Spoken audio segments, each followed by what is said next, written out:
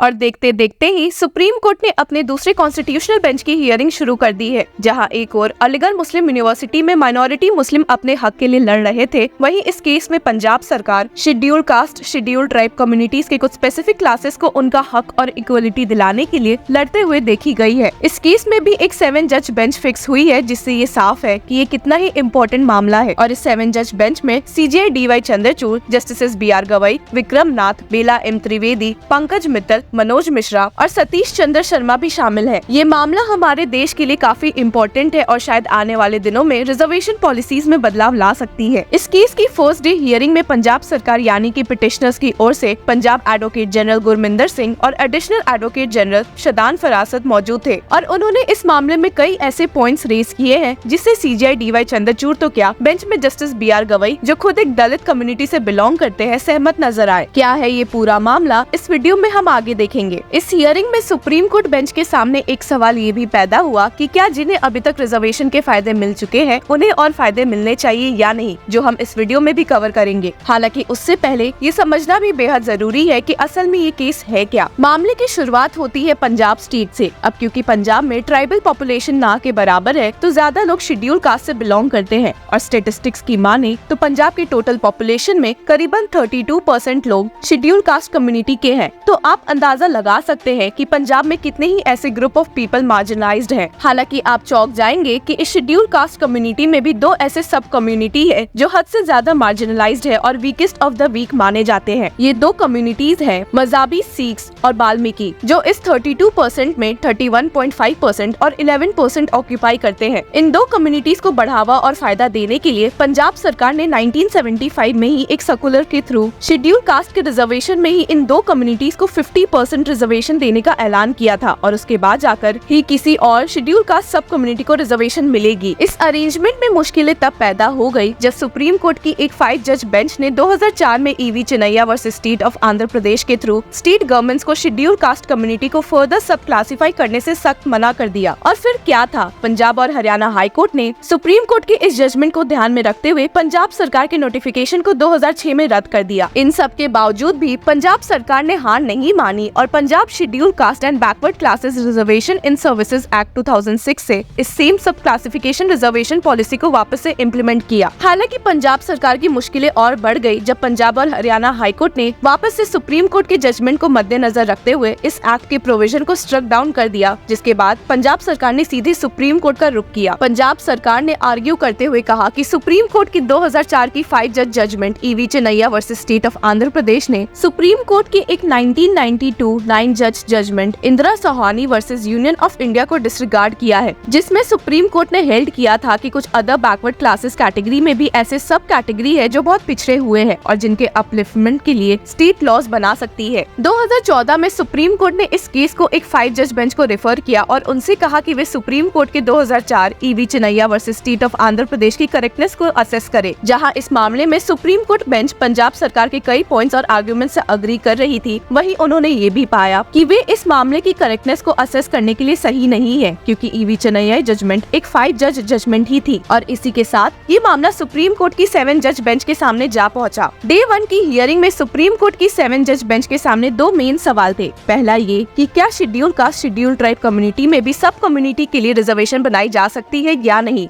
और दूसरा ये कि क्या ये सब क्लासिफिकेशन रिजर्वेशन एक स्टेट गवर्नमेंट के पावर्स के अंडर आता है या नहीं। दैट इज, कैन सब classification be permitted for the SC and ST categories since the same is permitted for the SC/BC category? Are state legislatures competent to introduce sub classification within the SC and ST categories? पहले दिन की hearing में पंजाब सरकार की ओर से मौजूद होकर Punjab advocate general Gurminder Singh जैरी ने सबसे पहले तो सुप्रीम कोर्ट बेंच के सामने 2 मेन क्वेश्चन को हाईलाइट किया और कहा, There are 2 core issues which eventually settle arguments in this case. As regards reservations, what is the efficacy of measures taken by government to weed away inequality? Next is the interplay of the constitutional provisions regarding the powers in the federal structure for identification and implementation of the measures so taken. Advocate general ने इस बात पर जोर दिया कि ये जो reservation backward community को दी जा रही है वो उन्हें कंपनसेट करने के लिए दी जा रही है, इतने सालों से हो रहे इनजस्टिस को ध्यान में रखते हुए, और इसमें सुधार लाने के लिए स्टेट को ही कड़े कदम उठाने होंगे। He stated, Nothing would correct itself on its own, and that is why what is required is affirmative action, and the only way to provide support to the needy is affirmative action to the needy. AG Gurminder Singh ने इन सब categories को weakest of the week बताते हुए कहा कि reservation से उनकी upliftment ही होगी और ऐसा करने की अनुमति आर्टिकल 14 राइट टू इक्वलिटी भी देती है। उन्होंने ये भी ऐड किया कि 2006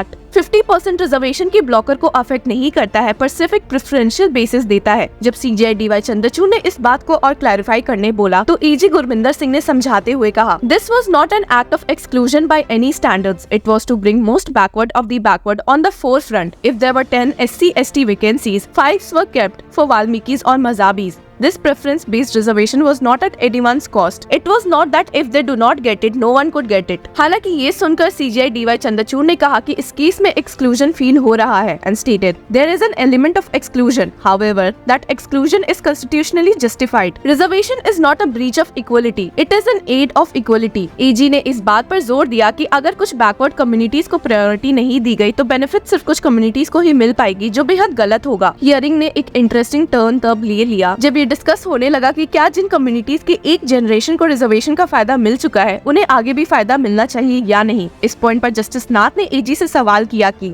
whether the state's aim behind the sub classification was that amongst a particular category some of the subcaste may now have done better and as a result should come out and compete with the general category, जिससे एजी गुरमिंदर सिंह ने हामी भरी। इस point पर justice Gavai ने अपना opinion रखते हुए कहा, what happens is a person from scheduled caste or scheduled tribe gets into IS IPS. Once he is an IS or IPS or IFS, his children no more suffer the disadvantages that the persons from the category who are residing in the villages, but then by virtue of reservation, they are also entitled to get it in second generation or third generation. इस point पर senior advocate Kapil Sibal और एजी ने भी कहा कि वैसे लोग creamy layer में फॉल करेंगे and get excluded as per the Supreme Court's judgment in Jarnail Singh versus Lakshmi Narayan Gupta. एजी गुरमिंदर सिंह ने ये भी कहा कि that any exclusion was Parliament's prerogative, but states can exert control on the ones who are already there within the room. एजी गुरमिंदर के बाद बारी आई additional advocate general Shadan फरासत की, जिन्होंने अपने पॉइंट्स रखते हुए बेंच को समझाया कि कोर्ट इस मामले को 2 अप्रोच यूज करके देख सकती है and stated the first approach ensures that the benefits go to the right people, those who are in need. The court here is primarily concerned with preventing the misuse of reservations. This is called the cautious approach. The second approach, the deepening approach, is for the court to determine how deep the impacts of reservation is to all groups. इस मौके पर CGI ने तर्क दिया, the postulate of the constitution is not that those who are from marginalized are less efficient. It is quite the opposite. Additional Advocate General ने आगे समझाने की कोशिश की, we really do not know what real efficiency is because we have not seen real equality yet. और इसी के साथ हियरिंग समाप्त हुई। आपको बता दें कि सीजीआई डीवाई चंद्रचूड़ ने कहा है कि काउंसिल्स को ऐसे टाइम अलॉट होने चाहिए कि कल तक इस मामले की हियरिंग समाप्त हो जाए। Till then keep following law चक्रा।